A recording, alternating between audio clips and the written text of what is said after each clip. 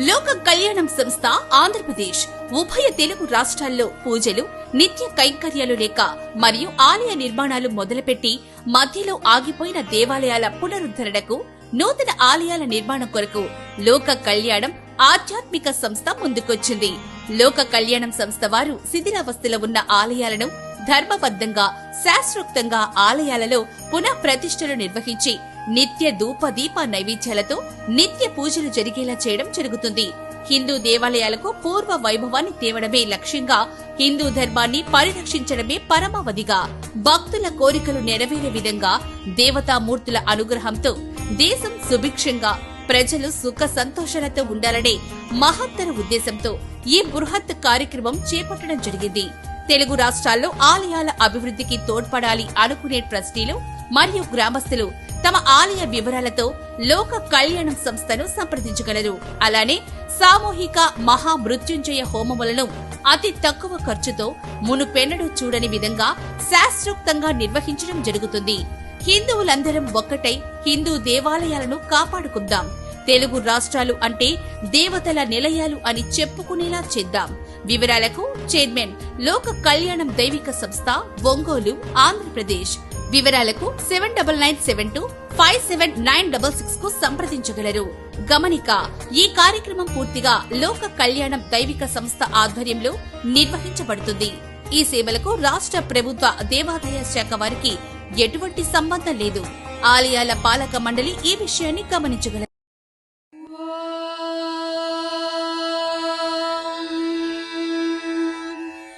शुक्लाम्बरधरं विष्णुं शशिवर्णं चतुर्भुजं प्रसन्नवदनं ध्यायेत् सर्वविघ्नोपशान्तये।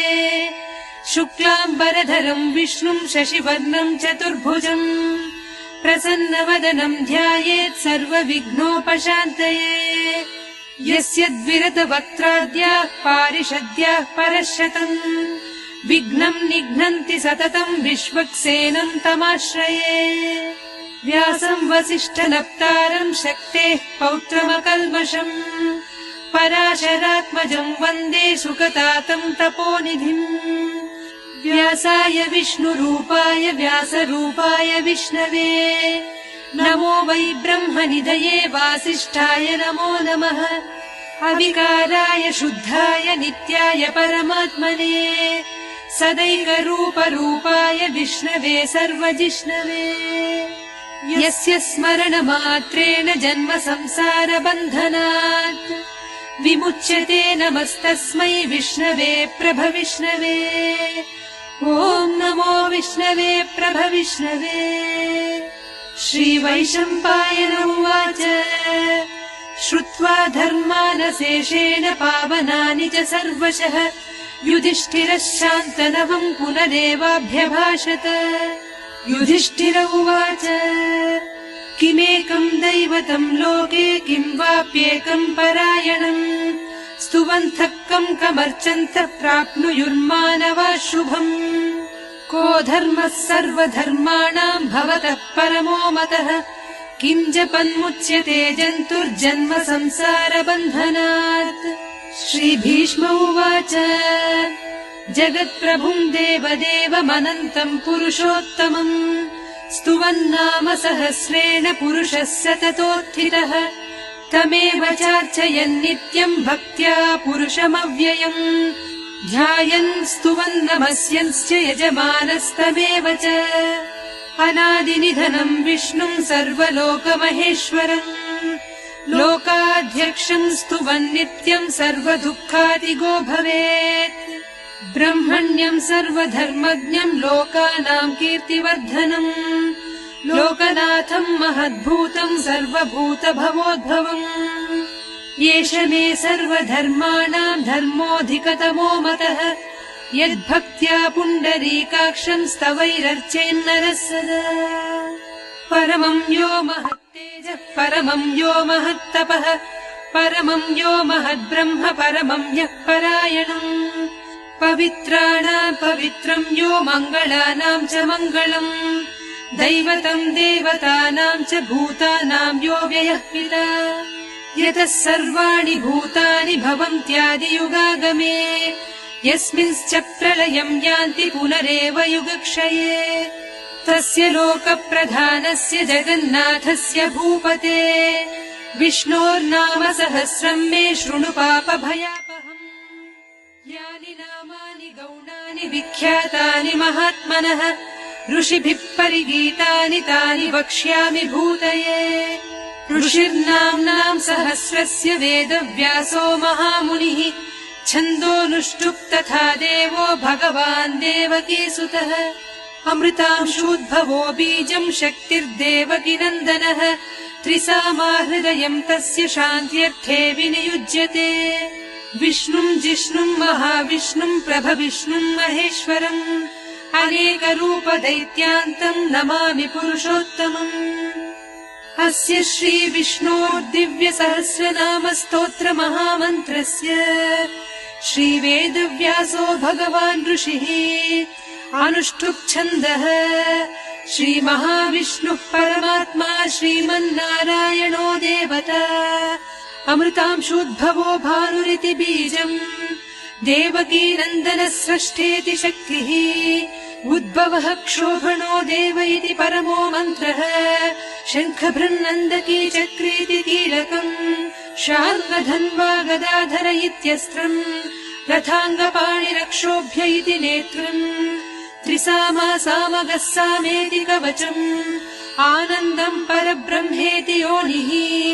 ऋतुः सुदर्शनः काल इति दिग्बन्धः श्रीविश्वरूप इति ध्यानम् श्रीमहाविष्णुप्रीत्यर्थे सहस्रनाम जपे विनियोगः त्रिसामा सामगः सामेति कवचम् आनन्दम् परब्रह्मेति योनिः ऋतुः सुदर्शनः काल इति दिग्बन्धः श्रीविश्वरूप इति ध्यानम् श्रीमहाविष्णुप्रीत्यर्थे सहस्रनाम जपे विनियोगः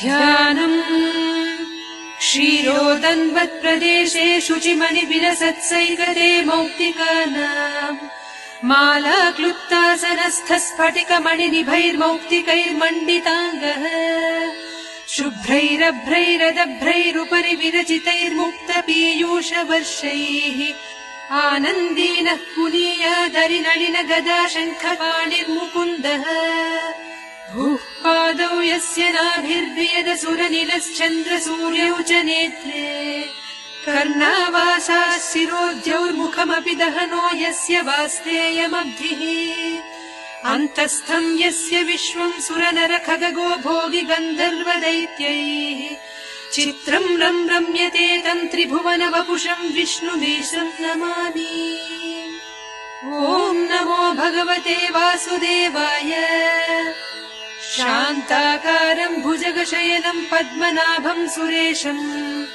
विश्वाकारम् गगनसदृशम् मेघवर्णम् शुभाङ्गम् लक्ष्मीकान्तम् कमलनयनम् योगिहृद्ध्यानगम्यम् वन्दे विष्णुम् भवभयहरम् सर्वलोकैकनाथम् मेघश्यामम् पीतकौशेयवासम् श्रीवत्साङ्कम् कौस्तुभोद्भासिताङ्गम् पुण्योपेतम् पुण्डरीकायताक्षम् विष्णुम् वन्दे सर्वलोकैकनाथम् नमः समस्तभूतानामादिभूताय भूघृते अनेकरूपरूपाय विष्णवे प्रभविष्णवे सशङ्खचक्रम् सकिरीटकुण्डलम् सपीतवस्त्रम् सरसीरुहेक्षणम् सहारवक्षस्थलशोभिकौस्तुभम् नमामि विष्णुम् शिरसा चतुर्भुजम् छायायाम् पारिजातस्य हेमसिंहासनोपवी आसीनमम्बुदस्याममायताक्षमलङ्कृतम् चन्द्राननम् चतुर्बाहुम् श्रीवत्साङ्कितवक्षसम् रुक्मिणी सत्यभामाभ्याम् सहितम् कृष्णमाश्रये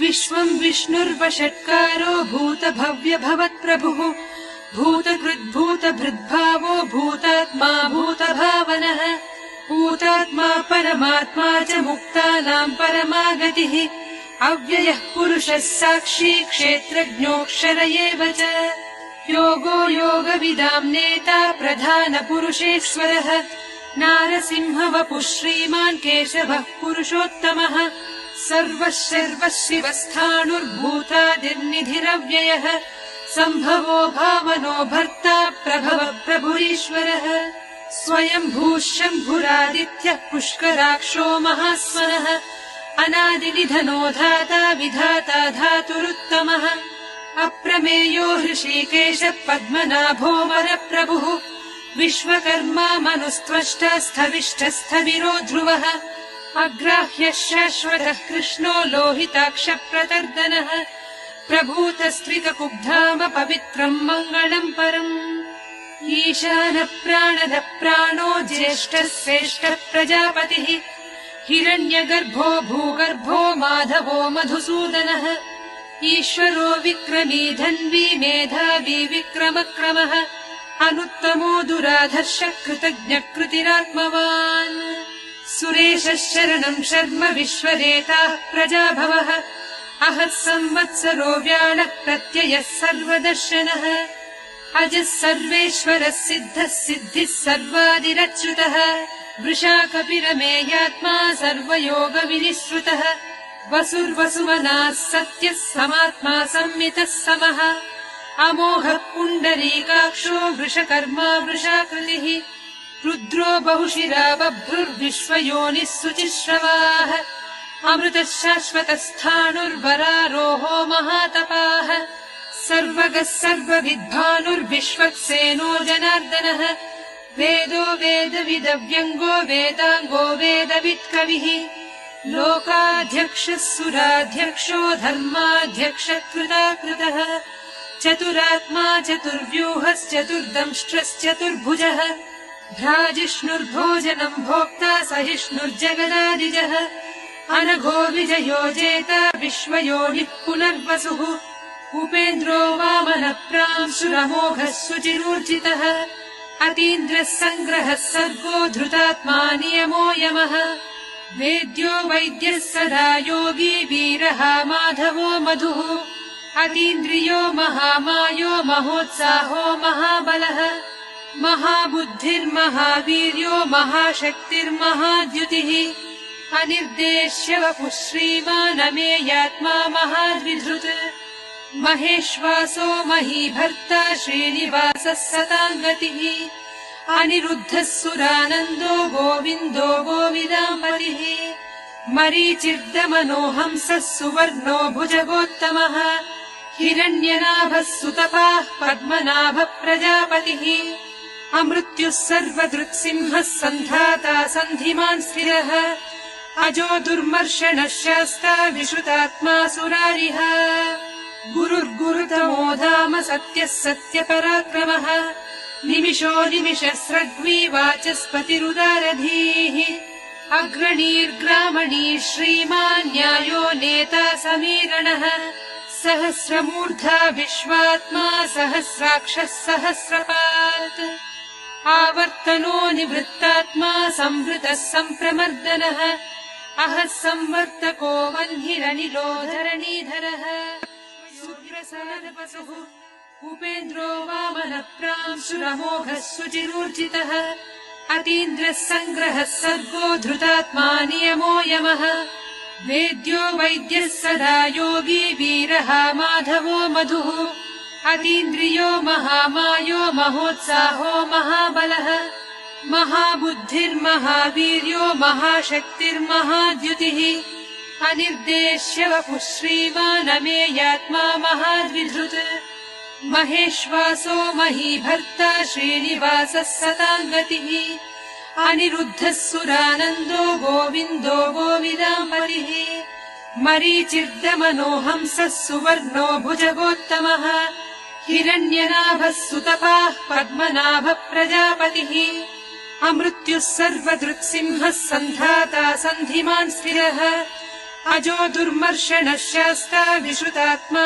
सुरारिः गुरुर्गुरुतमो धाम सत्यः सत्यपराक्रमः